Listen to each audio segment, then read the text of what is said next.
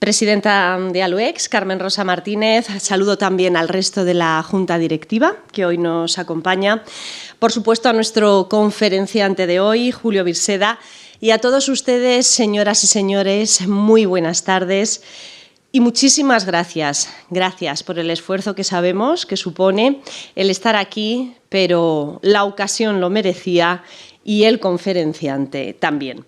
Bienvenidos, bienvenidas a la novena ya de las conferencias organizadas por la Asociación ALUEX dentro de su ciclo de conferencias Esperanza, Cultura y Experiencia.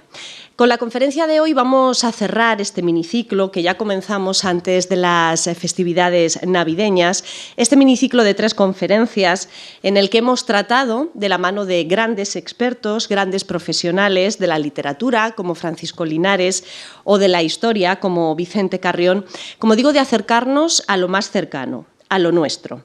Y esta semana es el turno de nuestro gran amigo y, si me lo permiten, uno de los mejores oradores que conocemos.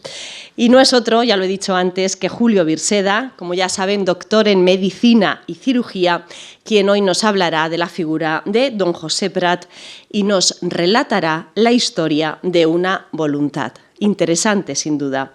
Les voy a presentar ya, aunque la mayoría de ustedes lo conocen, a Julio Virseda, muy reconocido en Albacete, no solo en el ámbito de la medicina, que por supuesto también.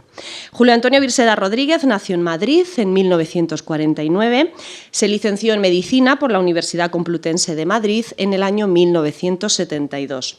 Es especialista en urología y doctor, como decía, en Medicina y Cirugía por la Universidad Complutense de Madrid, con su tesis doctoral sobre sustituciones de la vejiga urinaria por intestino. Posteriormente, completó su formación especializada en el Hospital Necker de París, en el Hospital Universitario de Göteborg, en Suecia, donde inició su tesis doctoral para finalizarla en Madrid, así como su invitación en el Hospital de la Ludwig Universität de Múnich y en el Hospital de la Universidad Libre de Ámsterdam. Su trabajo profesional se ha desarrollado en varios hospitales, como el de la Cruz Roja de Madrid, el Virgen de Aránzazu en San Sebastián, Virgen de la Salud en Toledo, por supuesto en el Hospital General Universitario de Albacete, donde fue jefe del Servicio de Urología por oposición desde 1986. Especialmente interesado en los tumores genitourinarios, la urología infantil y durante los últimos años en la implantación de la cirugía laparoscópica y el trasplante renal en Castilla-La Mancha, donde se efectuaron 383, si no me equivoco, quizá alguno más, en el Hospital General de Albacete. Ha recibido el premio anual de la Asociación Española de Cirujanos de la Infancia, el premio anual de la revista Actas Urológicas Españolas. Es autor también de 3 libros de urología, Atlas de Cirugía Urológica, Atlas de Citoscopia Diagnóstica y Patología Urológica, más frecuente en las consultas de atención primaria. Ha publicado más de 100 comunicaciones en revistas y congresos de esta especialidad y ha escrito 10 capítulos de diversos tratados. Entre otras cosas, también Julio Virseda fue concejal del Ayuntamiento de Albacete, vocal de hospitales del Colegio de Médicos de Albacete, miembro del Consejo Social de la Universidad de Castilla-La Mancha, miembro de la Junta de Gobierno en representación del Consejo Social en la Universidad de Castilla-La Mancha, presidente de la Comisión de Amigos de las Ciudades Hermanadas de Reconquista y Albacete y presidente del Rotary Club de Albacete del año 2001 al 2002. Lo hemos conocido y lo conocemos también como colaborador habitual de la prensa diaria, Tribuna de Albacete, en aquel momento cuando existía La Verdad de Albacete, en la revista mensual La Cerca. También fundó la revista Actualidad Médica de la Clínica Recoletas de Albacete. En 2015, por último, por citar algún dato más, aunque podríamos extendernos un largo tiempo, en 2015 fue nombrado subdirector del Departamento de Ciencias Médicas de Castilla-La Mancha. Bien, pues como decía, todo un placer recibir y escuchar a Julio Virseda, así que, Julio, cuando quiera, muchas gracias. Muchas gracias, es un placer acompañarles acá por escuchar estas cosas que uno ya ni se acuerda al paso de los años lo que se ha hecho. Claro, parece que son muchas cosas y realmente lo que traduce son muchos años de práctica, de ejercicio y claro, pues a cualquiera le da tiempo a hacer cosas. Pero en fin, siempre es agradable, ¿no?, alabar un poquito la vanidad personal, que tampoco está mal del todo. Así que muchas gracias.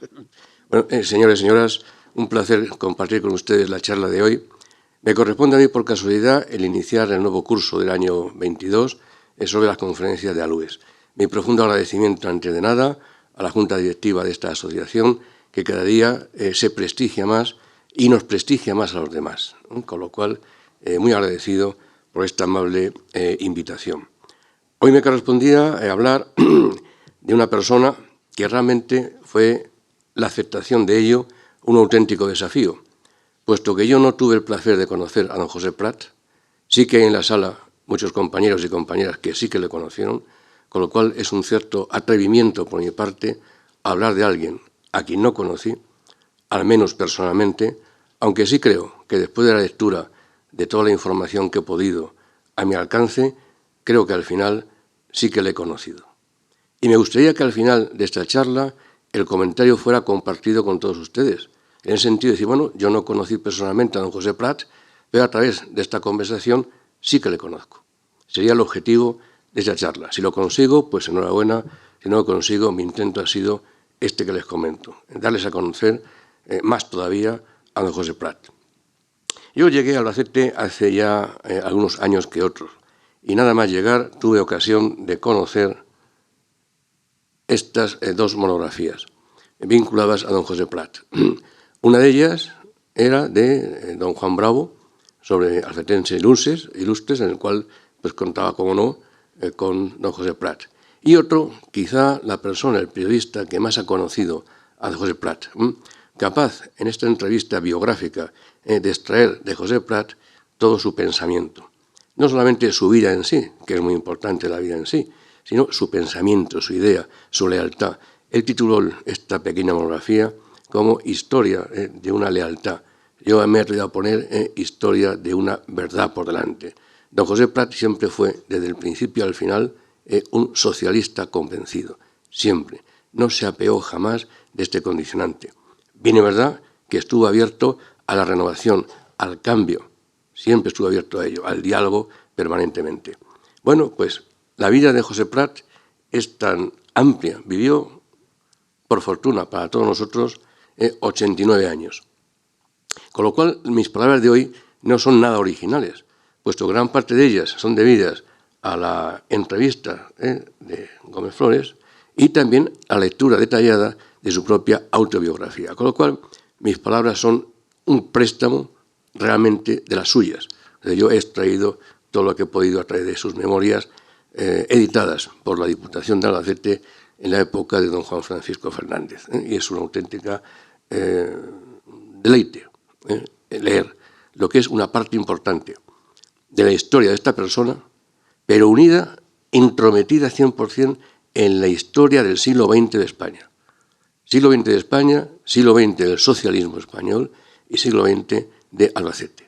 Es una carta de presentación absolutamente, créanme, en mi opinión, fantástica de cómo conocer lo convulso, lo dramático, lo feliz, lo espectacular que fuera el siglo XX en España. Personas como don José Prat fueron partícipes, no solamente testigos, sino protagonistas de la historia detallada que hoy recordamos con cierto cariño y no con cierta nostalgia. Pues dicho esto, fíjense los años que pasaron. Digo que vivió 89 años. De 1905 nació a su desaparición física, digo física porque su historia y su legado permanece, desapareció físicamente el año 1994. Perdón, son 89 años, en los cuales hay unas ciudades que marcan su vida. La primera, ven ustedes en la diapositiva, fue su nacimiento en Albacete, el año 1995. De allí hablaremos de Cádiz, donde acabó el bachillerato, Granada, donde estudió Derecho, Burgos, donde tuvo su primera plaza profesional, y Madrid, en una época dramática pero espectacular, quizá no repetible, por fortuna, que fueran los inicios del año 31. No por el año 31 en sí, que fue un año, en mi opinión modesta, feliz, sino por lo que iba a acontecer pocos años más tarde.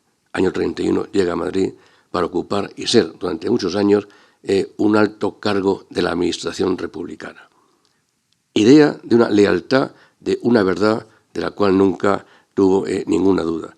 En esos años dio tiempo también a su bachillerato, Derecho, Premio Extraordinario de la Carrera, Ministro de la Guerra, Consejo de Estado, diputado a Cortes, etcétera, etcétera. Una larga carrera administrativa. O quizá lo entrañable, lo personal, aunque muchas veces lo personal va inmerso en lo que realmente importa, que es el pensamiento, la idea de una persona que ha transmitido hasta el presente su ideario personal, político y social. José Prat nace, lo reconocen seguramente ustedes muy bien, en la esquina de la Plaza Mayor, esquina de calle Méndez Núñez con Zapateros. Esa esquina, ahí nació, cuando todavía existía el mercado con su torre típica, la Torre del Reloj, secundaria al derribo del alojamiento del ayuntamiento inicial de Albacete, que estuvo situado en esa esquina. El derribo de ese ayuntamiento inicial en la Plaza Mayor, Plaza de la Constitución, permitió levantar el mercado que seguramente algunos de ustedes han conocido. Bueno, pues Plaza Mayor de Albacete. Y él dice, son solamente sus palabras, su formación, su vida, que se forma desde la infancia, como de cualquiera de nosotros, tiene 3 lugares de formación. Uno, el domicilio paterno, domicilio familiar, ahí nos formamos desde pequeños unos y otros con la idea familiar, allá. Junto con ello, el colegio, segunda fuente de información para cualquier humano en cualquier sentido, los colegios, el colegio, familia, colegio, y para él fue importante el ambiente de la Plaza Mayor. En la Plaza Mayor, escribe él, conocí a las gentes, conocí a las personas, me traté con ellas, me crucé con ellas muchas veces, aun de pequeño todavía, escolar muy precoz, en la Plaza Mayor. Su colegio seguramente sería esta misma aula que yo les presento. Su padre, Daniel, había creado un pequeño colegio en la calle Zapateros, colegio modesto de aquellos que hacían, bueno, pues prácticamente para enseñar a los pequeñitos del barrio, de alguna forma, a principios del siglo XX. Allí aprendió las primeras letras hasta después pasar nuevamente al instituto. Esta es una foto actual que tiene el único mérito quizá es que se hizo en una tarde lluviosa en Albacete. Y ya sabemos que la lluvia en Albacete es un bien mayor, cuando es moderado, de alguna forma. Las pocas veces que llueve en Albacete, ese día llovía y me presté. Esta es Méndez Núñez, como ustedes reconocen, esquina Zapateros de la Plaza Mayor. Ese fue el lugar de nacimiento de José Prat. Primera ciudad en cuestión es su Albacete, del cual nunca perdió el hilo conductor. Estuvo muchos años fuera de Albacete, muchos años, pero nunca perdió el origen que correspondía.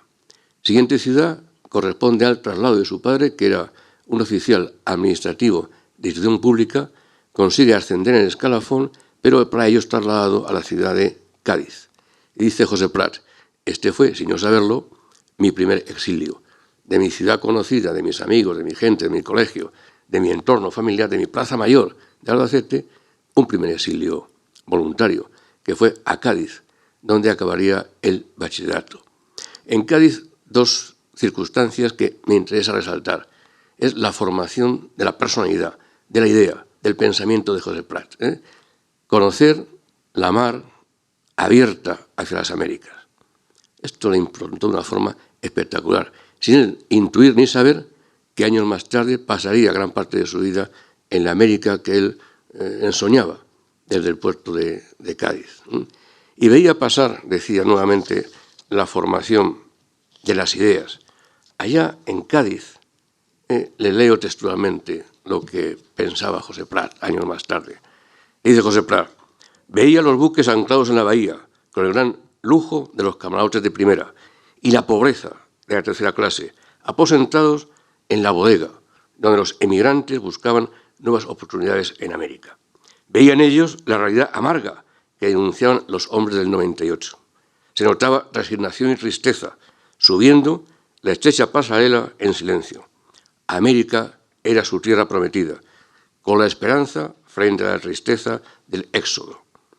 En mi afán regeneracionista pensaba en lo mucho que hacer para España con la amistad de aquellos países separados únicamente por un amplio mar. Reflexión propia, palabras de don José Prat, desde Cádiz, que viera acabar su bachillerato. Nuevo traslado del padre, segunda ciudad que aparece, sería en este caso, sería Granada. Granada llega el año 17, el año de la crisis mundial. Es el año, ustedes saben bien, el final de la Primera Guerra Mundial, el año 17. Y en España, la gran huelga general promovida por UGT y CNT. Los salarios son mínimos, la pobreza es inmensa, el analfabetismo es tremendo, la monarquía es cada vez más corrupta. Y esto se plantea, UGT y CNT se plantean, ¿ha llegado ya el momento de la revolución? Se lo preguntan. La pregunta fue respondida con la cárcel.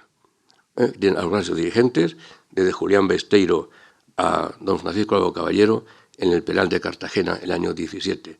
Es un poco tiempo, pues las nuevas elecciones, poco tiempo más tarde, les hicieron diputados y fueron entonces liberados. Primer año 17, muy importante en la historia de nuestro país. Y ya desde la formación de José Prat estuvo presente en ello. Granada. En Granada aparecen sus maestros. Los maestros son, primero, ese texto que les he leído, de regenerar el país.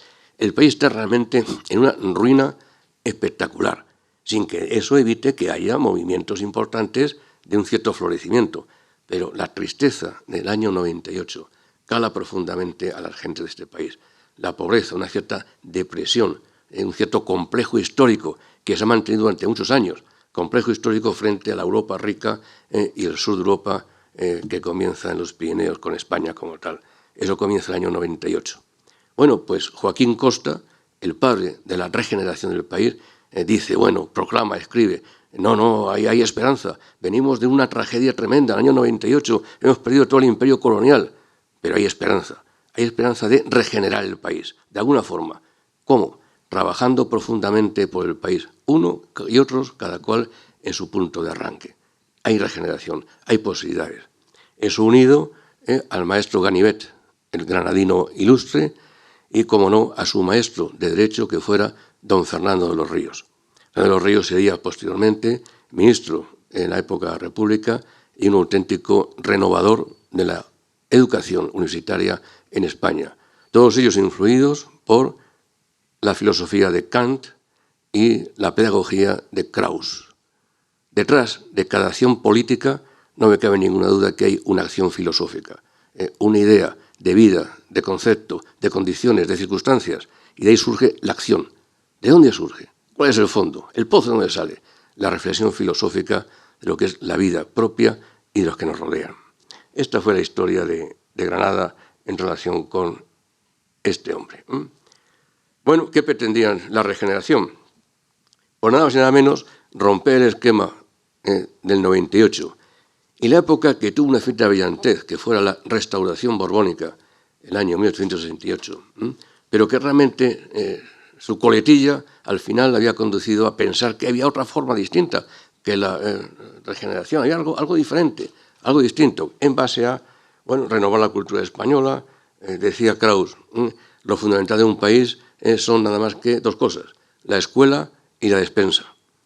Una formación bien llevada, bien hecha, y un estómago bien alimentado hace que los países progresen. La escuela y despensa del krausismo, que en tanto influyó en la pedagogía de este país desde entonces, e incluso, diría yo, sin duda ninguna, que hasta el presente.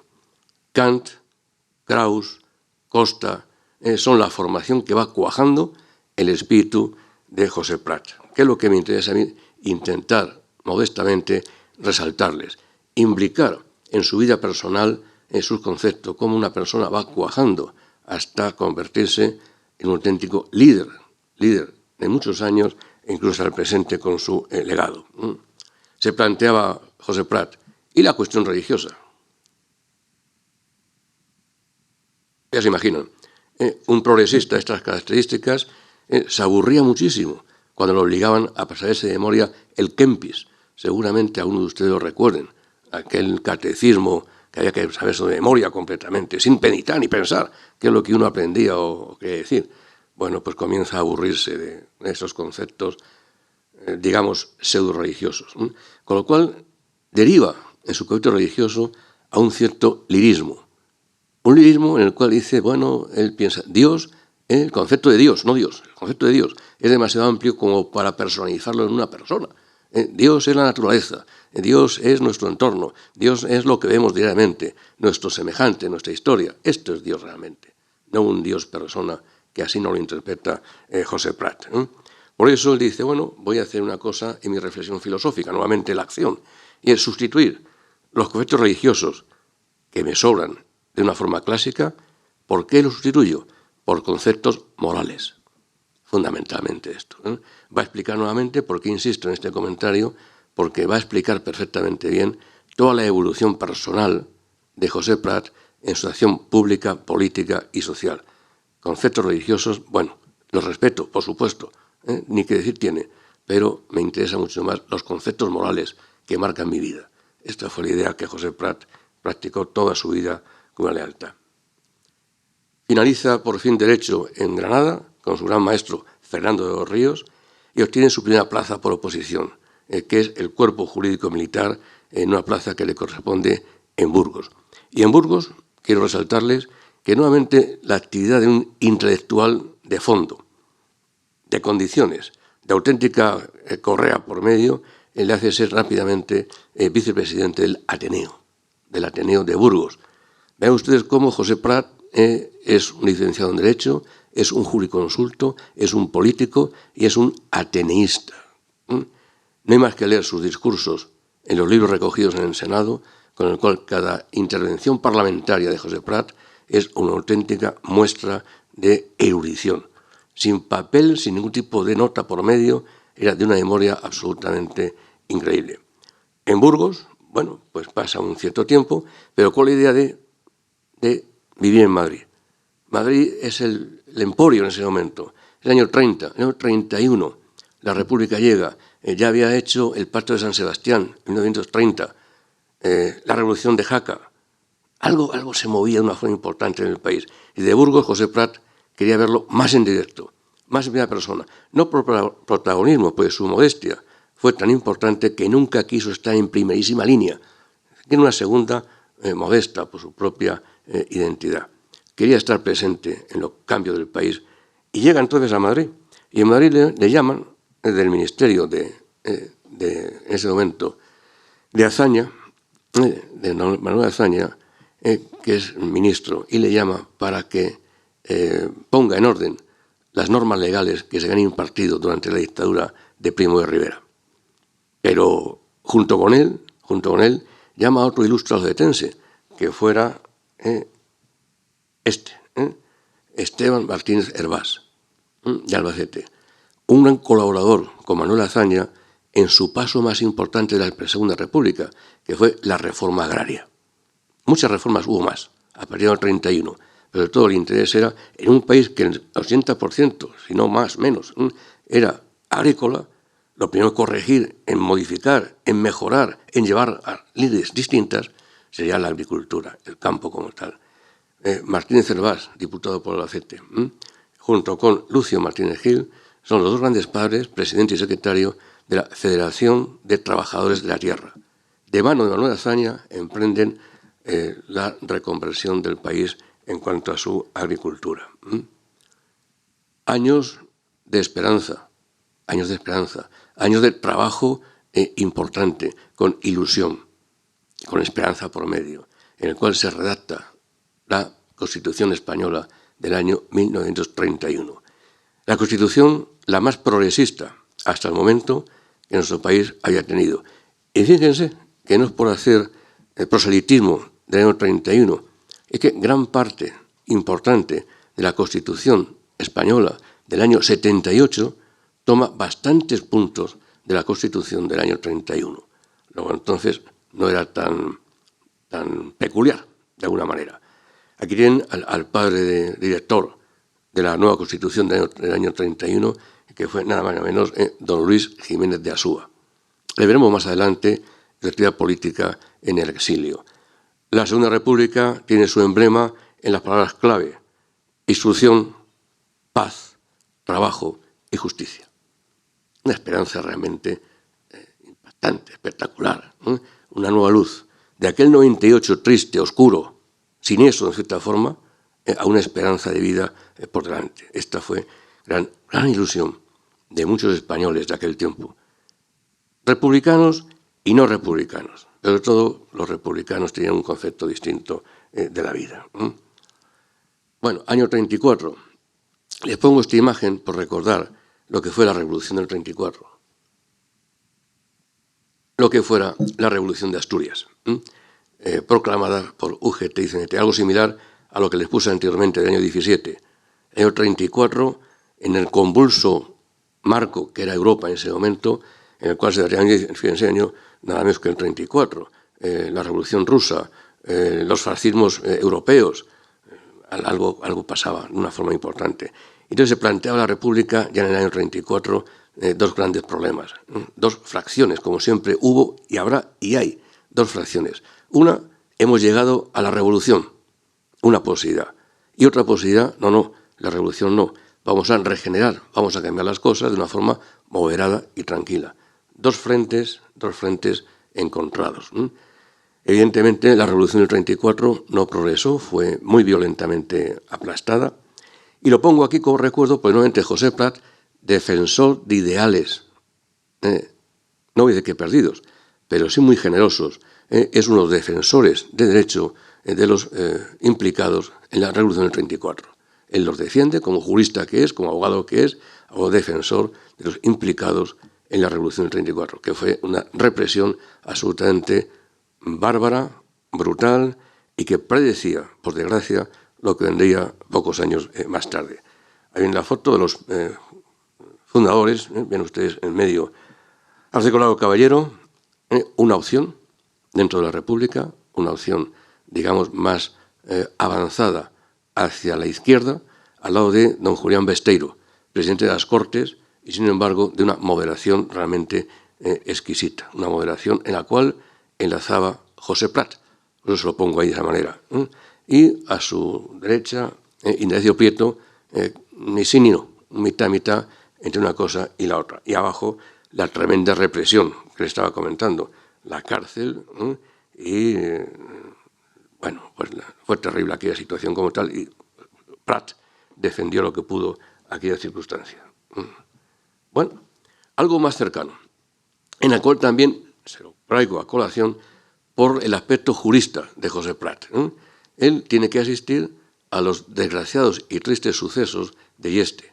En mayo del 36, la historia comenta que la Guerra Civil Española no comenzó el 18 de julio, ya comenzó en mayo del 36, en los sucesos trágicos de Yeste, en los cuales los agricultores sin trabajo, sin trabajo y sin pan, por el cierre del pantano de la Fuensanta, talaron unas fincas particulares en Yeste, con lo cual pues fueron violentamente reprimidos por la Guardia Civil, no porque fuera culpable la Guardia Civil en sí, era el clima de crispación. Fíjense que estamos en mayo del 36. Fue una auténtica barbaridad los disparos de la Guardia Civil con la muerte de 18 o 20 campesinos indefensos, de alguna forma.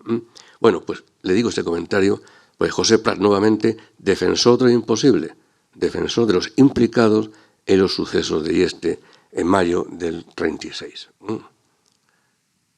Acá lo ven, mayo del 36, una foto joven de este luchador con 30 y pocos años, de pocos años, prácticamente Yeste. Bueno, la guerra civil, no le voy a leer los cargos que tuvo porque son inmensos, pero para darnos una idea de lo que es un funcionario leal a la Segunda República Española. Reforma agraria, se lo comentaba con Manuel Azaña, director general de lo contencioso, subsecretario del Ministerio de Hacienda con Largo Caballero, después lo sería durante 3 años de presidencia de Juan Negrín, subsecretario de Presidencia, y diputado a Cortes ya, estamos ya en el 36, 2 veces, diputado a Cortes por Albacete, en el año 33 y el año 36. Y algo que luego aparecerá posteriormente, su enorme pasión desde aquel mar que él veía en Cádiz, en sus años de bachillerato, su enorme amor e entusiasmo por Iberoamérica. Pasaría allí muchos años de su vida y sería un defensor de un bastión importante frente a los dos bloques que ya existían en aquel tiempo, el bloque de Estados Unidos, el bloque de la Unión Soviética. Entre medias, un elemento modulador que podían ser los países iberoamericanos, en unión de España y de Portugal. Fue una historia por la que peleó siempre hasta los años finales de su actividad en el Senado, una vez que regresó a España, la unión con Iberoamérica. Bueno, Prat, durante la guerra, 39, diputado a Cortes, secretario de Hacienda, lo he dicho, ¿no? Juan Negrín, vicepresidente de Poder Permanente, tal. Bueno, hechos de guerra. En julio del 36, Azaña lo envía, junto a otros diputados, a Toledo. Estamos el día 18 o 20 de julio del 36. Lo envía para dar instrucciones al gobernador civil de Toledo. Con lo cual escapa de un control de los sublevados y escapa con vida de puro milagro.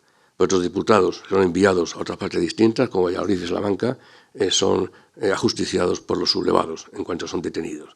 José Prat pudo escapar a la muerte de puro milagro.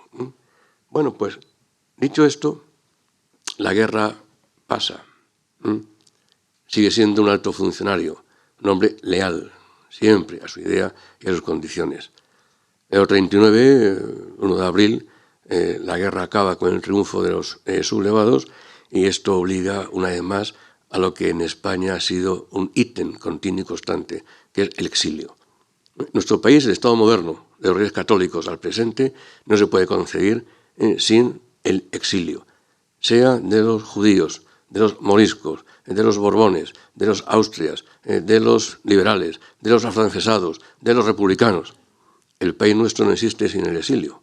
El último gran exilio sería el de los republicanos españoles, a partir de prácticamente la caída de Cataluña en marzo-abril del 39. Fíjense que las cifras son tremendas.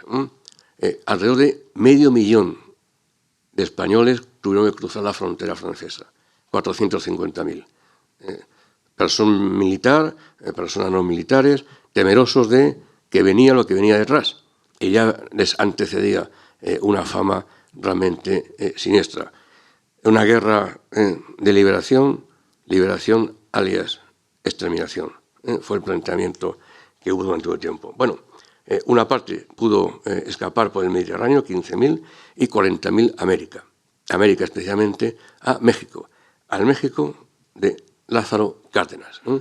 La fundación de estructuras de ayuda a los republicanos exiliados fueron por parte de esta erosión lamentable de la República Española, la segunda, que fue la enemistad entre dos grandes líderes, Juan Negrín y don Indalecio Prieto. Esa enemistad la llevaron hasta la tumba los dos. Hizo que si uno hacía una institución de ayuda, otro hacía lo mismo al contrario, con lo cual al final el resultado pues no era bueno. El franquismo tuvo la habilidad enorme de aunar a todas las corrientes del franquismo, sean carlistas, falangistas, monárquicos, los agrupó. La República no supo hacer tal cosa, con lo cual la dispersión fue tremendo.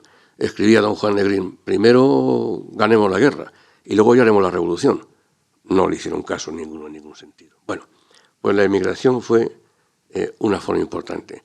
Madrid agradece la figura del presidente en ese momento de México, que era Lázaro Cárdenas, que fue el que acogió a los republicanos españoles, con una influencia importante en que México, América en general, pero México en particular, llegó la gran parte de la intelectualidad española.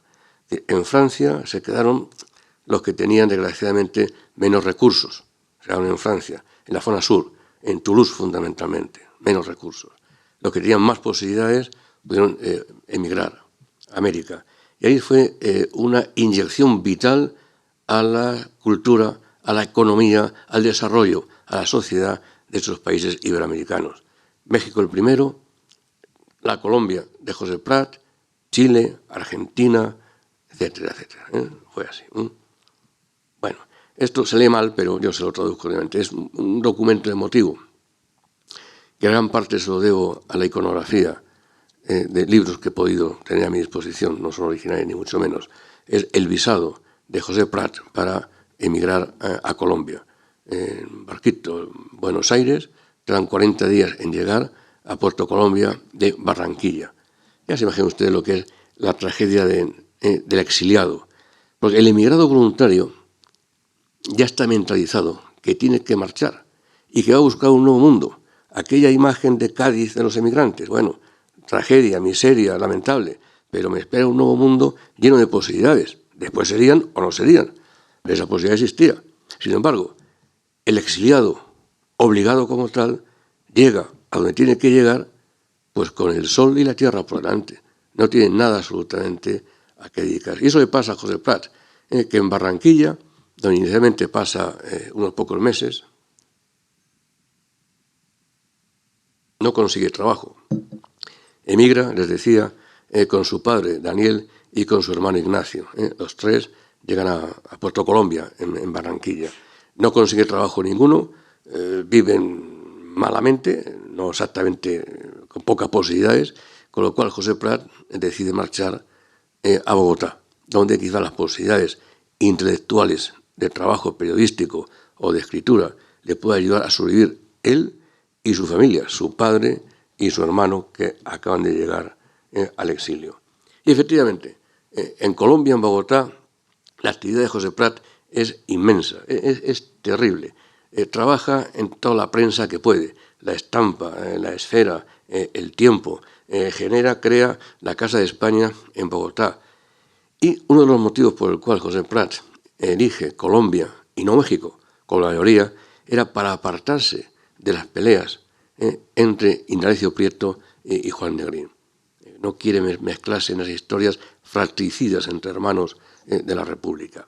Por eso elige Colombia. En Colombia consigue asentarse. Y allí forma parte de lo que se creó al acabar la Segunda Guerra Mundial, que fue la Junta de Liberación Española. Se generó una gran esperanza a los exiliados de que al acabar la Segunda Guerra Mundial el régimen de Franco caería por su propio peso, con las democracias occidentales.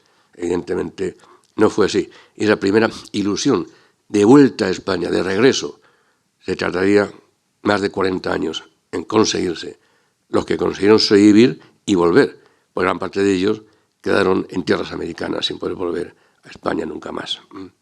Bueno, pues la actividad es enorme. Ahí está con Carlos Lemos, trabajando en su estudio, una partida de ajedrez, y nuevamente aquí abajo aparece, no se reconocen, está Luis Jiménez de Asúa, otro ilustre emigrado, padre de la Constitución del 31, que tuvo que exiliarse a América. Y en América, en Argentina sobre todo, hizo una gran labor de jurisprudencia como correspondía a su situación como tal. Bueno, la pregunta es, ¿qué pasó con la Segunda República en el exilio? ¿Dejó de existir? No, en absoluto. Siguió existiendo la Segunda República en el exilio. Esto va a marcar uno de los puntos claves que le voy a comentar en un momento de la actividad de José Prat, que surgen dos fracciones más dentro de un conjunto muy variopinto, lo que es la República y el Partido Socialista en el exilio y el Partido Socialista del interior, el que se ha quedado en España. Unos son los históricos, otros son los nuevos. Como he leído de José Prat, que decía, a una avenida aquí a Albacete, hablaba, decía, bueno, con respeto y consideración y con cariño, esos muchachos de Felipe, ya veremos por dónde nos salen, esos muchachos de Felipe González, claro está. Bueno, pues la polémica sigue y aquí marca la pauta el año 74, que es el Congreso Socialista de Suresnes, en el cual sale elegido Felipe González, y sobre todo una alternativa de un pensamiento de un nuevo Partido Socialista. Y es evidente, y parece lógico, no podía ser el Partido Socialista ya de los años 20.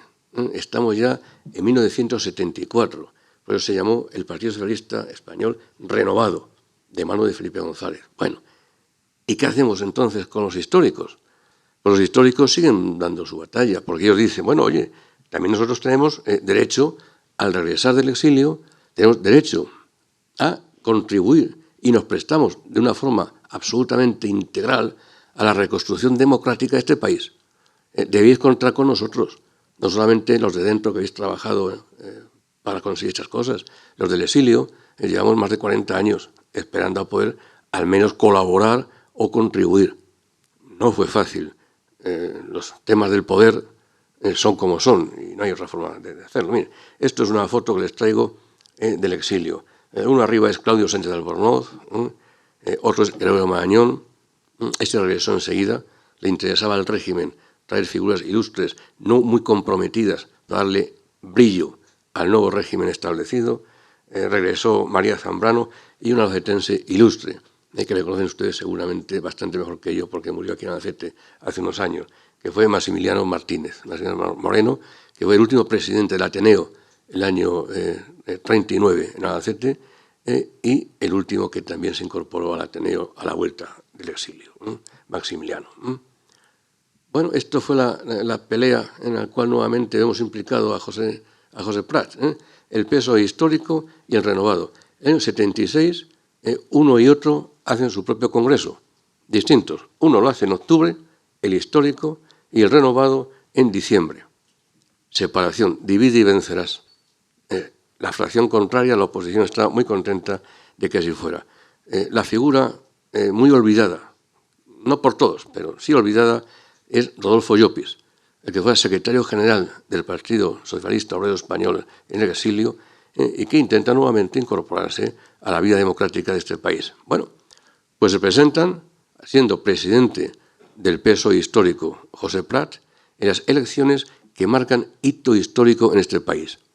Este hito histórico son las elecciones de junio de 1977. Hay una conferencia dentro de un par de lunes o martes de un profesor de la universidad donde habla del hito histórico de las primeras elecciones democráticas del país el año 77. Las primeras desde el año 36, febrero del 36, fueron las últimas, prácticamente en el 77. Bueno, pues se presentan el partido histórico, les juro que intento apagarlo, pero no consigo nunca saber cómo se hace. Pero bueno. Bien, les decía entonces que se presentan a las elecciones con el nombre de Alianza Socialista Democrática. Los antiguos de acá, no antiguos, sino conocedores del tema, como Paco Delgado, recordarán bien porque fueron protagonistas en parte de esta historia, de alguna forma, donde el PSOE histórico se presenta y ¿sabe qué consigue? Consigue escasamente el 0,50% de los votos. Y escribe José Prat: con los viejos nadie quiere nada. Con el PSOE histórico no vamos a ningún sitio. No hay más remedio ni condiciones que unirse a los nuevos, a estos muchachos de Felipe.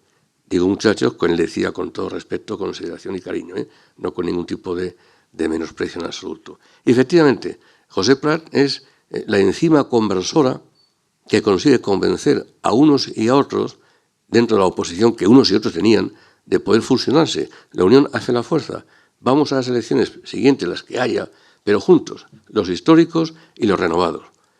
Entonces el presidente del histórico, que es José Prat, renuncia a su presidencia, para integrarse en el PSOE renovado, el PSOE de Felipe González, Pablo Castellanos, Nicolás Redondo, los nuevos tiempos, las nuevas olas que surgen. Se entrevista con Felipe González, con Rubial, 1 de mayo en el cementerio de Madrid civil, se abrazaron en la tumba de Iglesias y se unen y consiguió en esa forma, nuevamente me interesa resaltar el carácter bondadoso, dialogante, el krausismo que formó en Cádiz, la filosofía y la ética moral de Kant, de cómo poder no vencer al adversario, sino intentar convencerle. Tanto es así que, fíjense, esa foto es muy histórica, no se ve muy bien, creo, en la proyección, es el abrazo entre Rodolfo Llopis, el histórico, y un José Prat que ha dejado el histórico para pasar al renovado. No impide el abrazo entre dos líderes de estas condiciones, con lo cual la reunificación socialista es lo que marcaría el futuro del partido en estas condiciones. En la época de integración no pidió nada José Prat, pero lógicamente bueno, pues le dieron una consideración importante en cuanto a entrar como senador por Madrid, en 3 legislaturas, en el 79, en el 82 y en el 86. Es una foto muy entrañable, esta de acá, ¿lo ven?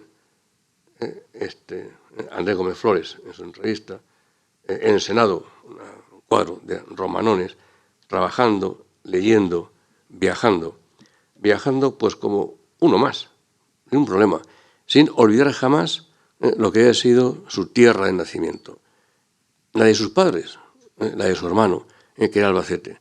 Con lo cual, a la vuelta del exilio, además de su actividad inmensa en Madrid como senador, con multitud de intervenciones parlamentarias, la vuelta a Albacete es un hito en la vida ya del anciano José Prat, anciano de años, ni mucho menos de mente, puesto que estaba activísimo en todas las condiciones. No era ni mucho menos el viejecito entrañable que cuenta historias, no.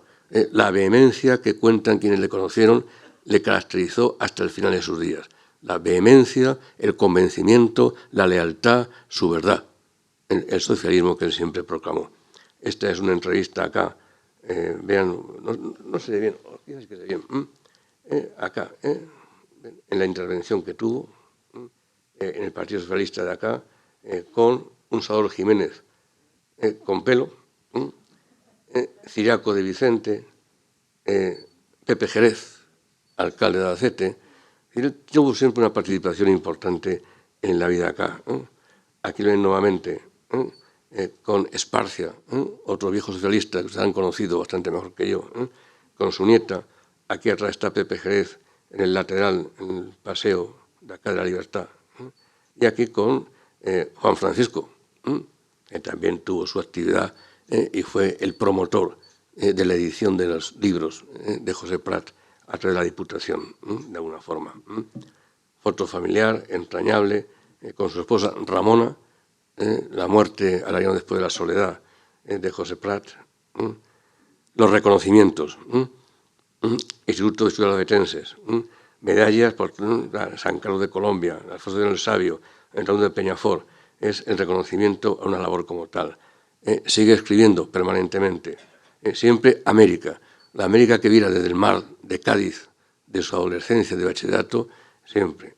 El comentario a la Constitución Española del 78. Acá. Pongo esta foto por dos motivos. Uno, porque es entrañable poder entretenerse felizmente en leer las intervenciones parlamentarias en el Senado de José Prat. Son auténticos artículos literarios, que uno en este momento presente echa a veces mucho de menos, en la conversación, en la escritura del ateneísta, del intelectual, del progresista, del liberal. Bueno, pues la lectura de este libro que tuvo la bondad de prestarme Juan Francisco es realmente muy entrañable. Había una firma que nos ha enseñado, no quería hacer resaltar sobre ella, ese visado a Colombia del año 39, la firma de José Prat, como titular del visado hacia Colombia, en el 39, la firma la resalté yo en algún tipo de diapositiva. Bueno, pues la firma, créeme de verdad, es idéntica, de firmeza, de voluntad, de condiciones, que esta de acá. Exactamente la misma. Ya han pasado prácticamente más de 60 años. La firmeza de un viejecillo entrañable, ni mucho menos. Una personalidad potente y de condiciones. Bueno, pues básicamente, ven, leyendo siempre, estudiando en la puerta del Senado. Coche oficial, ¿ven el coche oficial? El autobús. Una voluntad férrea de quién es uno, lo que piensa, cómo siente y cómo actúa en consecuencia. Bueno, pues aquí lo tiene nuevamente con su entrevistador, con Andrés Gómez Flores, y el libro que del principio les puse. Y todo tiene un final. En el año 94, con 89 años, José Prat pues decide dejarnos físicamente. Y como él escribía, lo había escrito unos años antes, espero que la muerte me sorprenda trabajando. El hombre que espera tranquilo. Lo bautizó Andrés Gómez Flores. El hombre que espera tranquilo. Ha cumplido su misión en la vida, espera tranquilo la biología, que es la desaparición de los humanos. Cuadro le conoce muy bien, pues está aquí en los salones de la Diputación. Este collage de José Prat representaba toda su vida. Y finalizo en una especie como de símil que él escribe de alguna forma y habla de qué es la soledad. Había muerto su hermano, su mujer, los padres, por supuesto. Bueno, solamente me alivia la soledad los recuerdos a los cuales me afinco y me afianzo. Digo, ya no tengo ni libros siquiera, ya no tengo libros. Gran parte de mis libros, los dedicados a España los dejé en Bogotá y los dedicados a América los he donado al Instituto de Estudios Albacetenses. Tengo únicamente mis recuerdos, nada más, que no son pocos. La nostalgia, que la nostalgia no es la peor forma de envejecer. La nostalgia embellece el recuerdo, en el concepto de José Prat. Entusiasmo siempre por lo que uno haga, lo que sea, convencido. Hagas lo que hagas, hazlo convencido. Son mensajes de alguien que no ha desaparecido. En su mensaje, en su idea, físicamente sí, pero nada más. Libertad e igualdad. Intentar combinar ambas cosas. Libertad, pero sin dejar atrás la igualdad. Justicia, paz, amistad, tenacidad, comprensión, secretismo. Y al final sería el resumen de esta personalidad. Las 4 palabras con las que yo iniciaba esta conversación, que son la que él eximió toda su vida. Paz, libertad, ley y socialismo. Muchas gracias.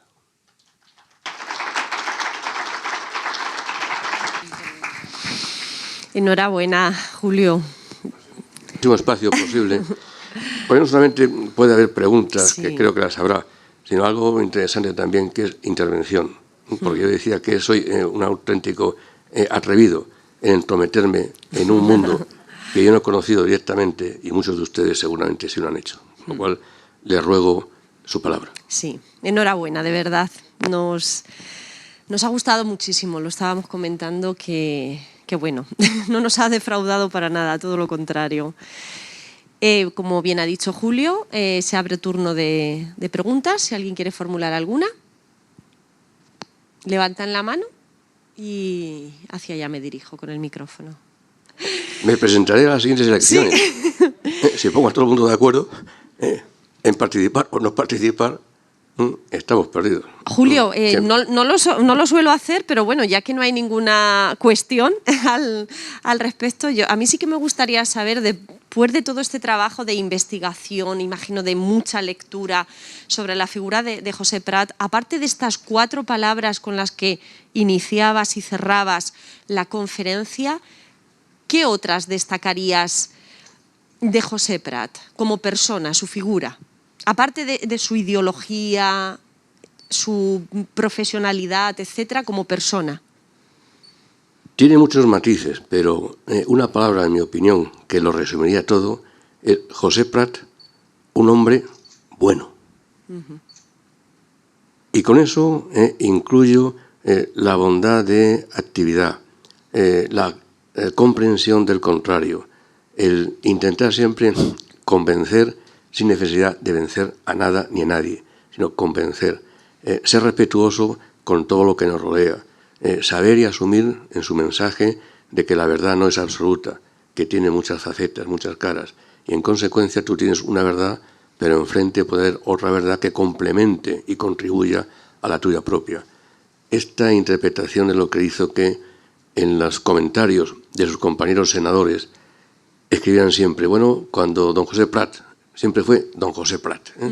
Hay que ganarse en la vida a veces el don, no el don del apartheid, no el don, no, el don únicamente respetuoso, cariñoso, y no solamente por la edad en José Prat, sino sus intervenciones se escuchaban con un riguroso y sacrosanto silencio, porque parecía, dicen sus compañeros, que hablaba a la humanidad, de un intelectual de tantos años de práctica y de evolución, hablaba en nombre prácticamente de la humanidad, sin que fuera ni mucho menos un santón o algo parecido, no, en absoluto.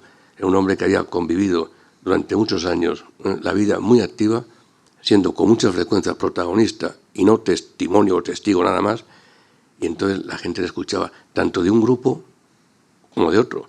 No solamente el grupo parlamentario socialista, sino también el resto. Don José era eso, don José Prat. Y bueno, y su legado existe y está todavía entre nosotros y estará por mucho tiempo. ¿Alguna cuestión? Sí, ya. Esto era perder un poco, romper el hielo. Vale, gracias. Yo creo que sería interesante reconocer a José Prat con lo que hizo por Albacete, porque también en toda su presencia en el Senado en 4 legislaciones consecutivas, pues hizo y dio la cara y colaboraron con él senadores de del propio Partido Socialista. Por ejemplo, el tema de toda la gestión que se hizo para que desde el Senado se pusiera en pie definitivamente la Universidad de Castilla-La Mancha, por ejemplo. Y otro tema que también lo planteó, creo que era Picazo, el senador nuestro, con el tema del ferrocarril de Bailén a Requena, cosa que luego se hizo posteriormente con una intención de los 3 presidentes de la Diputación implicados para ponerlo en pie. Pero cuando vimos aquello, el problema de todo el trazado, las curvas que ya estaban escritas y colocadas, no le daba la velocidad que tenían que tener una comunicación como la que teníamos delante. Por ejemplo, eso ya no quiero hablar más de la autopista que todavía no ha salido de Jaén, pero bueno, es un recordatorio para todos los que estamos aquí, que ojalá y salga pronto las comunicaciones. Pero bueno, todo lo que hizo él es de un detalle increíble por la personalidad de la persona. Bueno, voy a comentar que coincidimos en 2 congresos federales y estuvimos 4 horas seguidas charlando en cada uno de ellos. Cuando pasaban los compañeros por allí, decía que si nos habíamos vuelto locos. Digo, evidentemente no. Y una entrevista, o sea, un mantenimiento de una conversación con todo lo que planteaba la persona que tenías al lado, es algo increíble. He tenido la suerte de conocer a 2. Uno era José Prat y el otro Enrique Tierno Galván. Es pregunta dirigida a ti, lo que te he dicho primero de la Universidad de Castilla-La Mancha.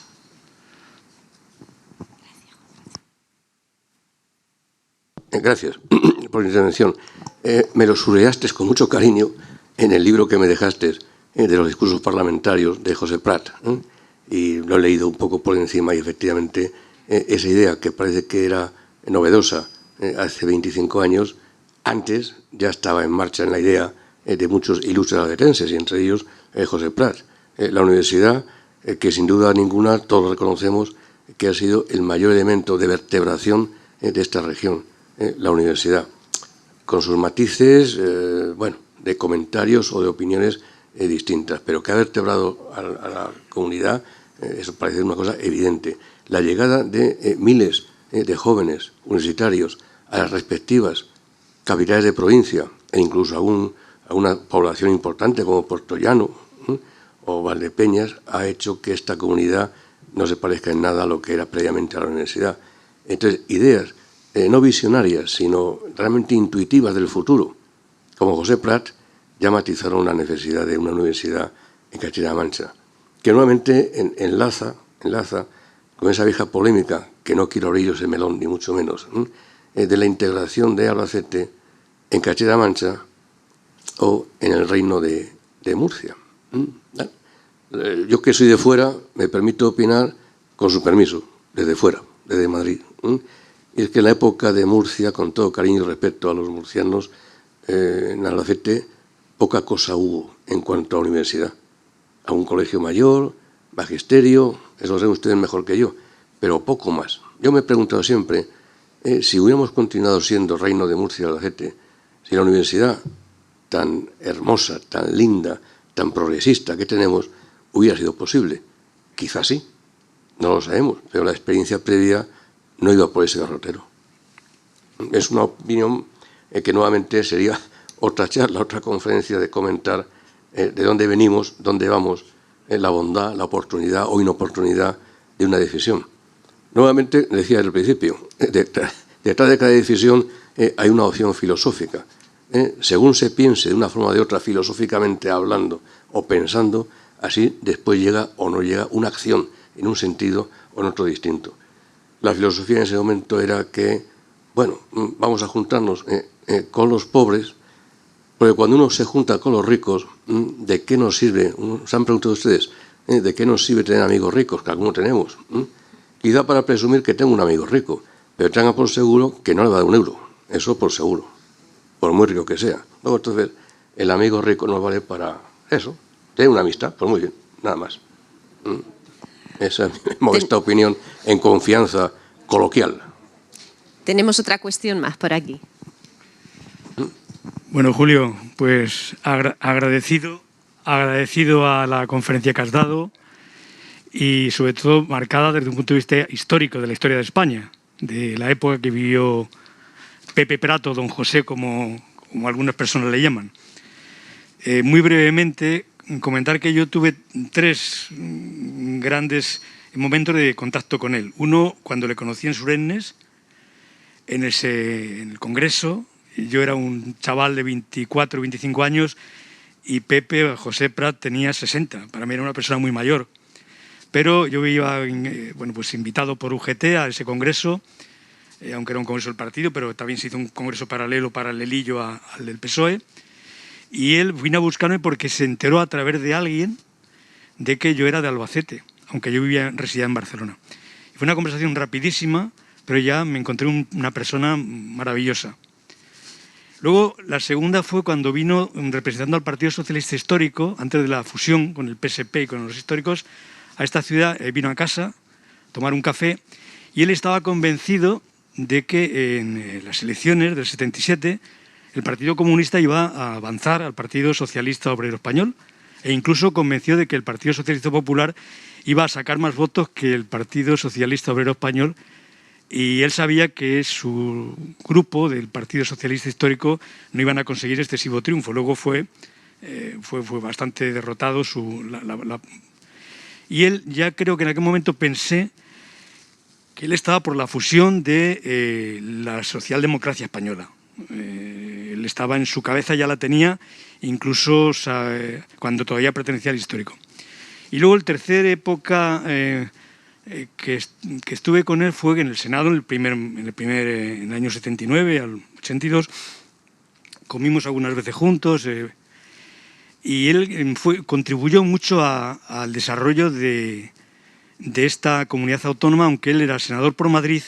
Recuerdo una reunión que hubo de senadores y diputados y algunos diputados para ver la posibilidad de que el Castilla-Mancha fuera una gran región centro en donde se incluyera Madrid y Madrid capital federal y el resto de la Comunidad de Madrid como integrante de esta región, al margen de los postulados que había con Murcia. En aquella ocasión quiero recordar que junto con Paco Bustelo y alguna otra persona de parlamentarios por Madrid, dentro del Partido Socialista se apoyaba la posibilidad de una región centro o Mancha centro en donde Madrid fuera capital federal, que luego no pudo ser porque pues los extremos de este país no permitían que Madrid fuera capital federal. Y entonces en esa negociación que hubo se quedó Castilla-Mancha como tal y se desestimó lo de... Entonces ahí José Prat tuvo una importante opinión sobre este tema. Y como tú has comentado, ha comentado Juan Francisco también antes, tuvo lo que es la consecución de la Universidad de Castilla-La Mancha, en donde yo participé dentro de la Comisión de Educación como portavoz. Él tuvo, aunque él era senador por Madrid, tuvo un apoyo fuertemente a través del ministro de la época, de UCD, la posibilidad de que en adelante hubiera una Universidad de Castilla-La Mancha, aunque todavía no se hizo hasta la siguiente legislatura, nos empezó los planteamientos. Pero él ya hablaba de esa posibilidad de Universidad de Castilla-La Mancha, ya él como senador por Madrid. Y gracias, Julio, por esa visión histórica de José Prat. Es Paco, ¿verdad? Es Paco, sí, no veo bien desde aquí, ¿sabes? Paco, sí, muchas gracias. Él también tuvo la bondad de pasarme varios apuntes, con lo cual me sentí entonces, en los apuntes que me pasó y en su intervención importante de ahora, me siento más entrometido que nunca. Permítame pensar en lo que pinto yo aquí cuando hay personas de la índole de Paco Delgado, de Juan Francisco, de Pepe Jerez, de mucha gente que le conocieron. Bueno, como son amigos míos, me permiten la intromisión. Si no, me pondrían a parir seguramente como tal. Ahora, sí les agradezco a ellos el haber dado la oportunidad de conocer a una persona, un personaje tan entrañable como José Prat, del cual, créanme de verdad, que en las lecturas de los últimos meses incluso, de unos documentos y otros que han estado a mi alcance, he aprendido lo indecible. Es decir, sigue enseñando José Prat a través de sus escritos, como es natural que así sea, con lo cual es la mejor forma, la única forma quizá, de no desaparecer del todo, cuando alguien le sigue recordando, leyendo y asumiendo sus planteamientos. Con lo cual agradezco mucho el conocimiento de José Prat a través de las lecturas y sobre todo a través de quienes de una forma muy entrañable, muy amistosa, muy personal, le conocisteis. Con lo cual te agradezco públicamente, Paco, tu gestión y tu ayuda en matizar este personaje. Gracias por ello.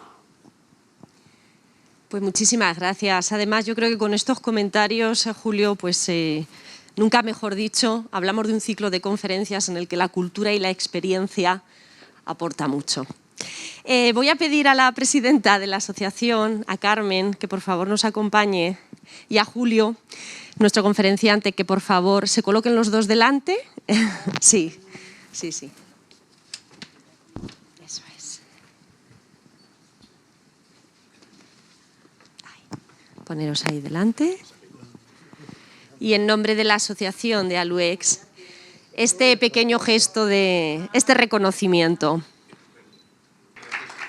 El próximo lunes nos vemos de nuevo, lunes 17 de enero. Diego Quirós, licenciado en Historia del Arte, con una conferencia que versará sobre la Catedral de Burgos, en concreto 801 años de la Catedral de Burgos, e inauguramos ese miniciclo la semana que viene sobre diferentes aniversarios. Muchísimas gracias por su atención como siempre y hasta la próxima semana.